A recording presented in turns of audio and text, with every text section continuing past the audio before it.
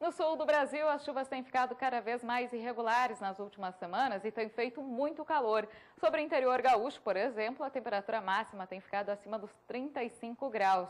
Isso tem se refletido na baixa umidade do solo. Grande parte do interior gaúcho e sul do estado, o índice de umidade no solo já está abaixo dos 20%. Isso tem prejudicado as pastagens da região da campanha do Rio Grande do Sul.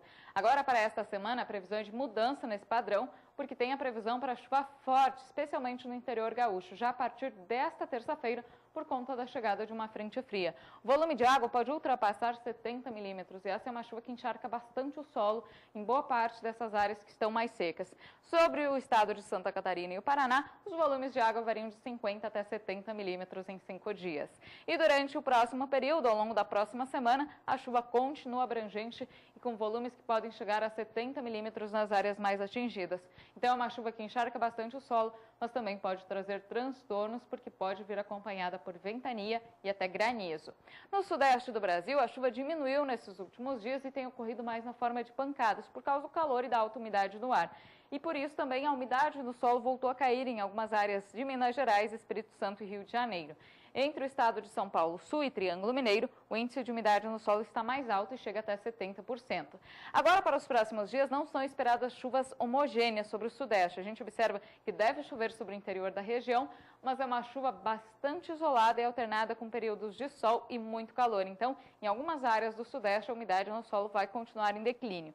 Na próxima semana, especialmente entre o final de semana da virada de ano e o início da próxima semana, a chuva vem com mais intensidade entre São Paulo e sul de Minas Gerais. Nessas áreas, a chuva encharca bastante o solo. Mas no norte mineiro, importante área de pecuária e também sobre o Espírito Santo, a tendência é que a umidade do solo continue caindo, porque não tem previsão para chuva expressiva neste período.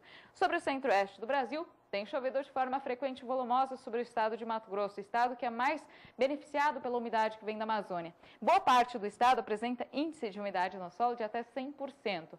Por outro lado, entre Mato Grosso do Sul e Goiás, a chuva tem sido mais irregular.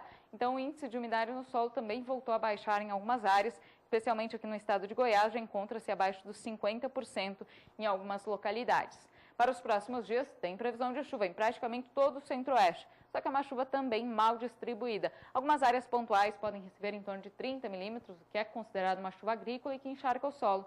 Mas também teremos algumas áreas que devem ter tempo mais seco ao longo desta semana e altas temperaturas. No decorrer da próxima semana, a situação não muda muito. A chuva diminui ainda mais de intensidade sobre o interior da região e são esperados volumes mais expressivos apenas no sul de Mato Grosso do Sul e no norte mato-grossense.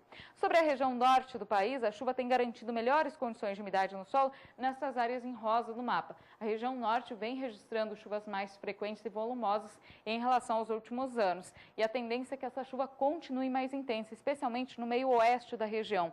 Nos próximos 5 dias são esperados volumes altos de água entre Acre e Amazonas e as regiões mais atingidas podem receber até 70 milímetros. Nas demais áreas também chove de forma significativa, algo em torno de 30 milímetros, que serve também para aumentar os índices de umidade no solo.